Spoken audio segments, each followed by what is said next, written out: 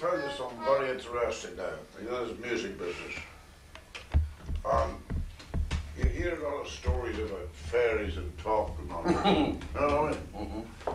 And I want to tell you something now that I don't tell no lies, I tell you. You should be told a lie, John.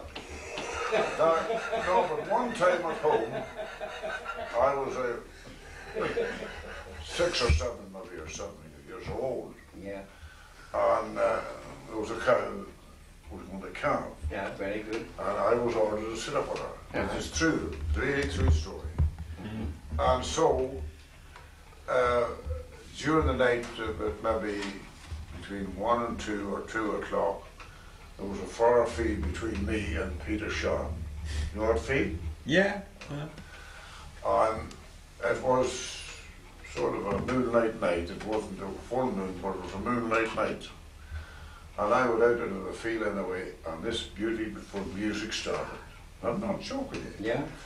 And down at the bottom of the next field was lone trees. There was, I think, 3 of them there. Peter, you'd remember. Yeah. And this is where, I'm not joking you, that music tonight reminded me of the same. Where was that music coming from? The same music that we hear tonight is brought back to me, which is maybe 7 years ago. But I heard it right there, and I listened to it for a good while. And it was not phony or not, I wasn't drinking, I was only a kid.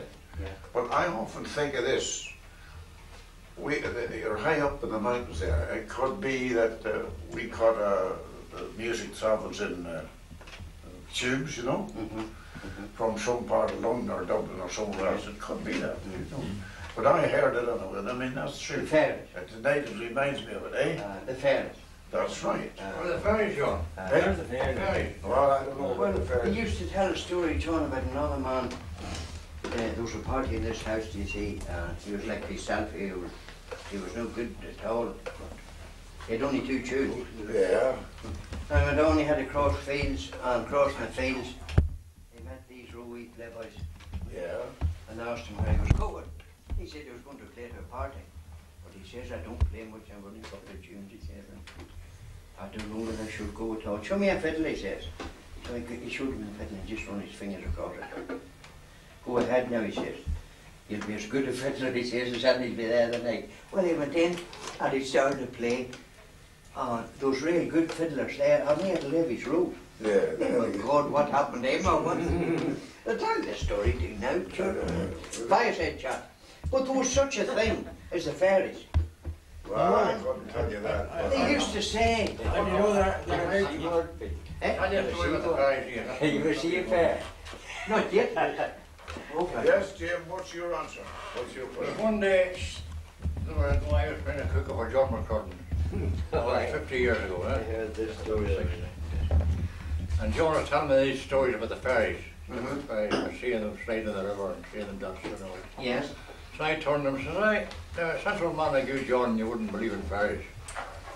Oh, you give a few, you're a great customer, you give a few big oaths, he says. You never hear of a Hagney's child. So who was Hagney? He lived over there, in the Drum Coo, he says, and the child was taken away by the fairies.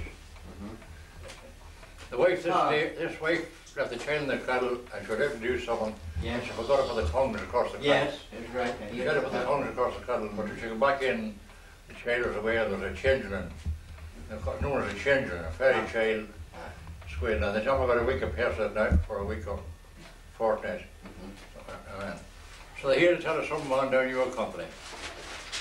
Yes, but you had the cure for this. So they sent for him. He came up and the first thing he ordered was a few bags of dry turf. And he got them and he started burning a fire. And he had the fire going up the chimney and ran hard. I think he said, we're near ready now, you see. And he looked for the child, he went inside the child in the fire. He looked for the child. And the wife said, you're not good up. And I thought the child got up from the edge of the cradle for us, give one jump, land on the cook and give 2 farts out the chimney.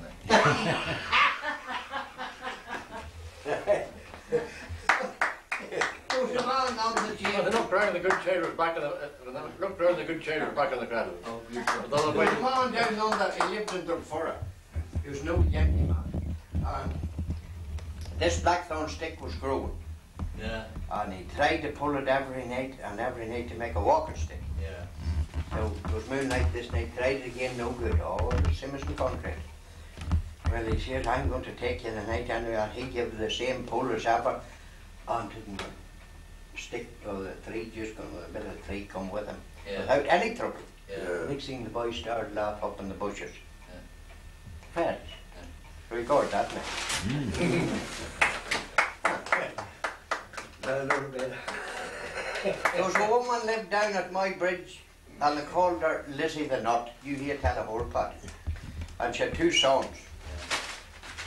And the 2 was very contrary. You see.